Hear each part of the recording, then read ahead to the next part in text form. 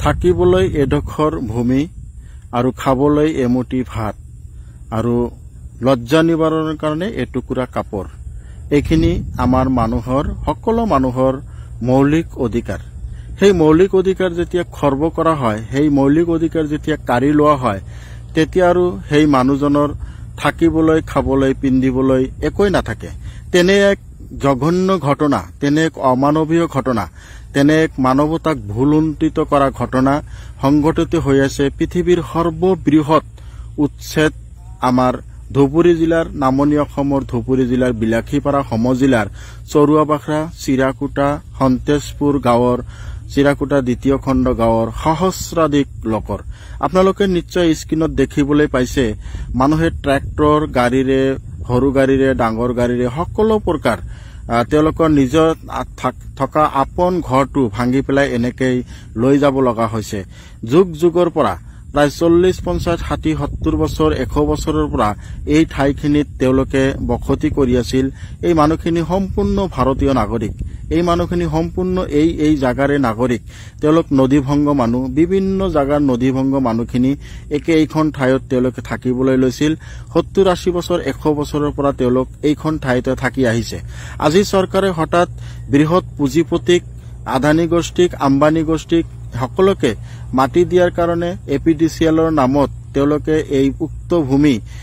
4-5খনকৈ ৰাজহ গাঁৱৰ প্ৰায় 5100 বিঘা ভূমি চৰকাৰে অধিগ্ৰহণ কৰি থাৰ্মেল পাৱাৰ প্ৰজেক্টৰ নামত এপিডিচিএলৰ নামত এই মাটি ইতিমধ্যে গ্ৰহণ কৰিছে আৰু চৰকাৰে এনেধৰণৰ এই মানুহখিনিক আতংকিত কৰিছে এনেধৰণে ভয় ভাবুকি দিয়াৰ দৰে এটা ব্যৱস্থা চৰকাৰে হাতত লৈছে মানুহখিনি বাধ্য হৈছে এই ঠাই এৰি বেলেগ ঠাইত যাবলৈ এই ঠাইৰ পৰা যেতিয়া বেলেগ ঠাইতো যাব এই মানুহখিনিৰ লগত তেতিয়াও এনেধৰণৰ ঘটনা সংঘটিত হোৱাটো আপুনি নৈ কৰিব নোৱাৰিব চৰকাৰে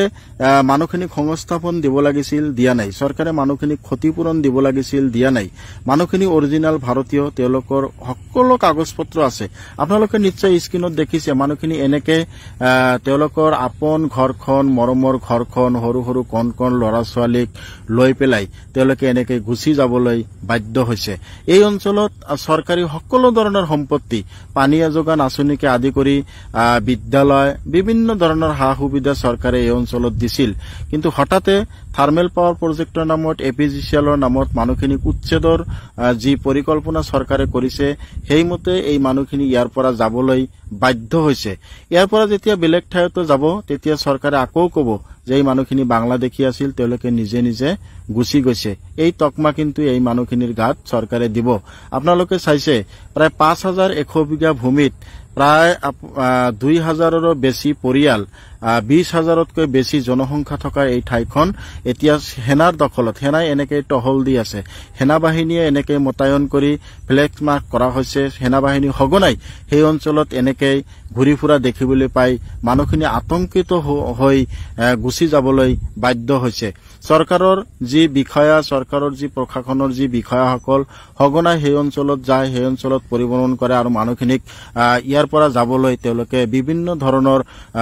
বাৰ্তা তেওঁলোকে প্ৰেৰণ কৰি আছে আজি যোৱাকালিৰ দৰে আজিও চৰকাৰে এনেধৰণৰ ঘোষণা কৰিছে অহা 6 জুলাই আজি মই ভিডিঅখন বনাইছো আজি 5 জুলাই অহা 6 জুলাইৰ ভিতৰত মানে আৰু এই মানুহখিনিৰ হাতত মাত্ৰ এদিনহে সময় আছে এই সময়ৰ ভিতৰত মানুহখিনি এই ঠাই খালি কৰি দিবলৈ চৰকাৰে ঘোষণা কৰিছে যদি সেইমতে ঘোষণা কৰা নহয় চৰকাৰে তেওঁলোকক উচ্ছেদ কৰিব চৰকাৰে তেওঁলোকৰ ঘৰ-দুৱাৰ ভাঙি দিব সেই ভয়তে কিন্তু মানুহখিনি আতংকিত হৈ ভয় ভাবুকিৰ মাজত থাকিও মানুহখিনি ইমান কিনকিনিয়া বৰষুণৰ মাজতো কিন্তু আপোনালোকে ৰাস্তা ঘাটখিনি দেখিছে কাদা হৈ আছে তাৰমানে বোকা হৈ আছে তাৰমানে এই মানুহখিনি বৰষুণৰ মাজতো যাবলৈ বাধ্য কৰা হৈছে নেকি ইয়াক ডাঙৰ প্ৰশ্ন আজি আমাৰ যিসকল বিলাসিতা জীৱন যাপন কৰে তেওঁলোকে নিশ্চয়কৈ যেতিয়া তেওঁলোকৰ আপোন ঘৰখন চৰকাৰে ভাঙি দিব তেতিয়াহে তেওঁলোকে গম পাব